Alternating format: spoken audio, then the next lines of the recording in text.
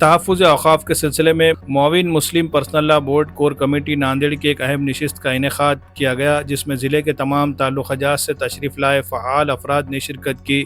اس نشست میں آل India Muslim personal لا board کے 11 نکاتی احتجاجی پروگرام پر تفصیل سے گفتگو کی گئی، جو حالیہ وقف امینڈمنٹ ایکٹ 2025 کے مضر اثرات کے خلاف ایک منظم تحریک کا حصہ ہے۔ نشست ناندیڑ شہر کے معزز علماء، دانشوروں، سماجی و سیاسی کارکنان اور مختلف برادریوں کے نمائندوں کی موجودگی میں مسجد عثمان بن عفان گلزار باغ میں منعقد ہوئی۔ نشست کا آغاز حافظ عبدالحفیظ کی پر اثر تلاوت کلام پاک سے ہوا۔ اس کے بعد کور کمیٹی کے کنوینر سابق ڈسٹرکٹ جج یونس پٹیل نے وقف امینڈمنٹ ایکٹ 2025 پر روشنی ڈالتے ہوئے اس کے سنگین اثرات اور مسلمانوں کی دینی و ملی شناخت پر اس کے ممکنہ خدشات کو واضح کیا۔ یونس پٹیل صاحب نے اس بات پر زور دیا کہ یہ قانون نافذ ہونے کے بعد مسلمانوں کے مذہبی عبادت گاہیں اور تعلیمی ادارے متاثر ہوں گے۔ حکومت نے اس قانون میں کئی ایسی باتیں شامل کر دی ہے جس سے اوقافی جائیدادوں کا تحفظ خطرے میں پڑ جائے گا۔ ان کا کہنا تھا کہ اس بل کو منسوخ کروانے کے لیے مسلمانوں کو ملک گیر تحریک چلانا بہت ضروری ہو گیا ہے۔ یہ کمیٹی آل انڈیا مسلم پرسنل لا بورڈ کے فعال رکن جناب رفیع الدین اشرفی صاحب کی نگرانی میں 15 اپریل 2025 کو انوار المساجد میں منعقدہ ایک مشاورتی اجلاس کے بعد قائم کی گئی تھی، جس میں شہر کے تمام دینی، ملی، سماجی، سیاسی جماعتوں کے نمائندگان اور باشعور شہری بڑی تعداد میں شریک ہوئے تھے۔ آج کی نشست میں آل مہاراشٹر مسلم وفاق کے رکن ناصر خطیب نے بورڈ کے 11 نکاتی پروگرام پر سیر حاصل گفتگو کی اور اس پر زور دیا کہ احتجاج کو صرف شہری سطح پر محدود نہ رکھا جائے، بلکہ ضلع کے تمام تعلقہ جات کو اس مہم میں شامل کر کے ایک متحد اور مؤثر آواز بلند کی جائے۔ نشست کا اختتام مفتی احمد خان کی پراثر دعا پر ہوا۔ اس نشست میں سینئر خانندہ ایڈوکیٹ عبدالرحمن صدیقی، امام کے سابق ریاستی صدر سید معین، حافظ عبدالرفیق، عابد خان، جاوید ہاشمی اور دیگر افراد نے شرکت کی۔ معاونین مسلم پرسنل لا بورڈ کور کمیٹی ناندیڑ نے شہر و ضلع کے تمام دینی و سماجی تنظیموں، سیاسی جماعتوں، برادریوں، گروپس اور معزز علماء کرام، دانشوروں اور نوجوان ذمہ دار افراد سے پرخلوص اپیل کی ہے کہ وہ اس تحریک سے وابستہ ہوں اور مسلمانوں کے مذہبی و آئینی حقوق کے تحفظ کی اس جدوجہد میں بڑھ چڑھ کر حصہ لے۔ انشاءاللہ یہ احتجاجی مہم ناندیڑ شہر و ضلع میں منظم اور مؤثر انداز میں جاری رہے گی، یہاں تک کہ نئے وقف ترمیمی ایکٹ کو واپس لینے پر مرکزی حکومت آمادہ نہ ہو جائے۔ Bureau report MCN Urdu news. ہماری جتنی شناخت ہے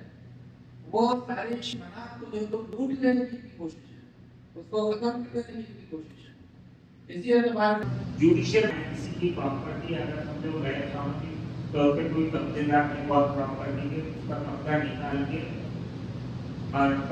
اس کریمنل کیس داخل کرنے کے لیے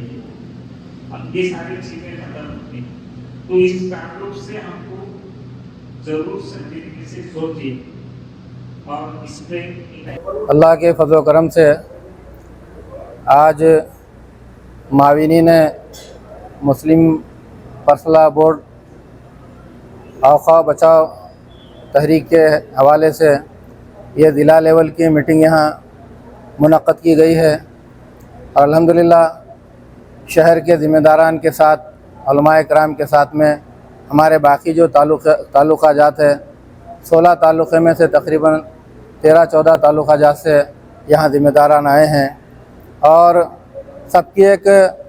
متفقہ رائے یہی ہے کہ بورڈ کا جو 11 نکاتی پروگرام ہے،